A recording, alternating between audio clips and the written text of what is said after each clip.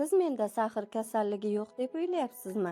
Lekin oddiy qon tahlili sizni aldayotgan bo'lishi mumkin. Ko'pchilik odamlar ertalab och qoringa oddiy glyukoza analizi topshiradi va natija normal chiqsa xotirjam yuradi.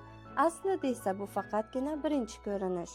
Sahr kasalligini erta bosqichda aniqlash uchun oddiy testlar yetarli emas, chunki ba'zan organizm insulinni noto'g'ri ishlatadi, lekin qand darajasi hali normada bo'ladi.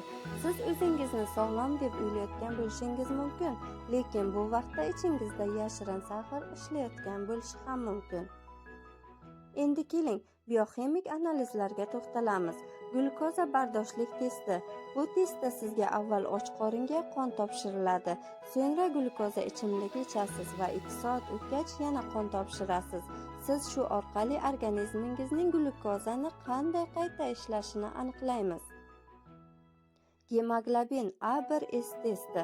Bu test qondagi glyukoza gemoglobinga birikish darajasini o'lchaydi va so'nggi 2-3 oy ichidagi o'rtacha qand darajasini ko'rsatadi.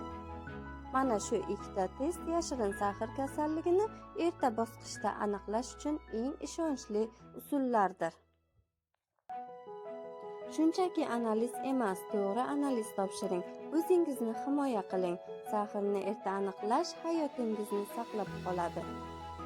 Keyingi videomda sahr kasalligi bo'yicha bioximik tahlillarni qanday qilib normal yoki abnormal ekanligini bilib olishingizni ko'rsataman.